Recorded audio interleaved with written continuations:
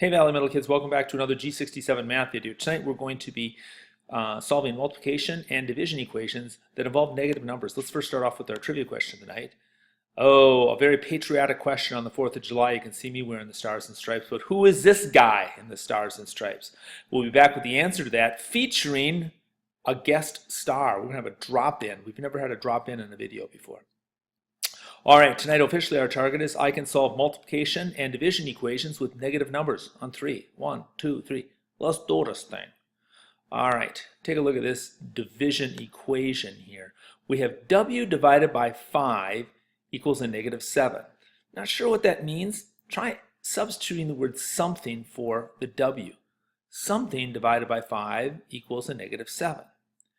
Well, you could probably figure out that it's 35 divided by 5 is 7, so it must be negative 35 divided by 5 is negative 7. You are correct, but tonight we're going to work on isolating the variables like I have in this example here. In order to get the w by itself, we have a division equation, so we multiply both sides by 5. Multiply by 5, multiply by 5. These 5's cross off. We have opposite operations. I'll show you how that works in a minute. You end up with w equals negative 7 times 5, which is a negative 35. Remember, negative 5 times 7, that's a negative times a positive. Negative times a positive will equal a negative answer. Let's go over a couple of the vocabulary words you're going to need to know tonight. Division equation, simply an equation that has division as the operation. This one here, n divided by 2, is equal to a negative 3. Or n over 2 equals negative 3. The exact same equation, just formatted a little bit differently. A multiplication equation is an equation with multiplication as the operation, like 2x equals 8 or 2n equals a negative 4. We're going to be talking about inverse operations. These two are division equations, so to isolate the variable, that's our next vocab word, we're going to have to do the inverse operation, which is multiplication. This one here is multiplication. The inverse operation is division. In order to solve it, we will have to use the inverse operation to isolate the variable. Just trying to bang home that vocabulary. A couple things to review. Remember that a positive times a negative is a negative. A negative times a negative is a positive. Same works for the opposite operation. Positive divided by a negative is a negative, and a negative divided by a negative is a positive. I just basically remember that if you have an even number of negative symbols when you multiply or divide, even number equals positive answer. If it's an odd number, 1, 3, 5, usually it's just 1. When you multiply or divide odd number of negative symbols, your answer is going to be negative. All right, take a look at these instructional problems here. These are the two, our target tonight. It's basically to be able to solve problems like this, not difficult problems. Problems you could do in your head, but our focus here is to learn how to isolate the variable and use the steps. All right, so we have n over 3, or n divided by 3, or n thirds equals a negative 17.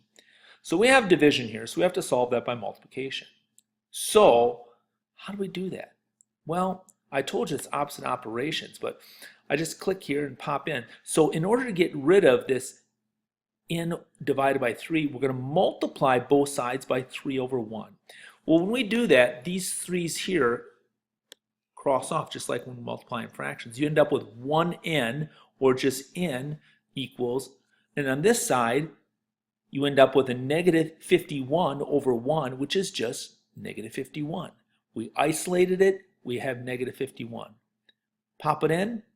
Negative 51 divided by 3, negative 17, spot on. Here's the way you can do it as well. Some people like this. I'm not a big fan, but you can write it out like a number sentence. N divided by 3 equals negative 17. Show the opposite operation. And again, these numbers will cross off. And if you want to show that, as long as you understand why they cross off, I'm cool with that. You still end up with negative 17 times 3, which is a negative 51. At any point in time, if you want to use railroad tracks to set off the two sides of the equation, making sure you do the same thing to both sides, that's fine. Ooh, ew, that one didn't work the way I hoped it would work. All right, let me get my railroad tracks back. Okay, over on this side then, we have a multiplication equation. We have negative 20x equals 120. Well, this is multiplication, so we have to divide it. And somewhere along here, if I click it, it'll pop in. There it is. So in order to get rid of negative 20x, that multiplication, I'm going to actually divide by negative 20, because now I have a negative 20 divided by a negative 20, negative divided by negative. That's going to be a positive 1, or just a plain x. Again, these would cross out. Like my little cloner there. Yeah, it's cloner land, but it's a small version. So now you have 120 divided by negative 20. Well, that's a negative 6. Pop it in and see if the answer makes sense. A negative 20 times a negative 6 equals a positive 120. We're good to go. All right, time for you to try some. I've got 4 tonight, 2 multiplication and 2 division. Here's your first one. I'll leave these little cheat notes up here. Go ahead.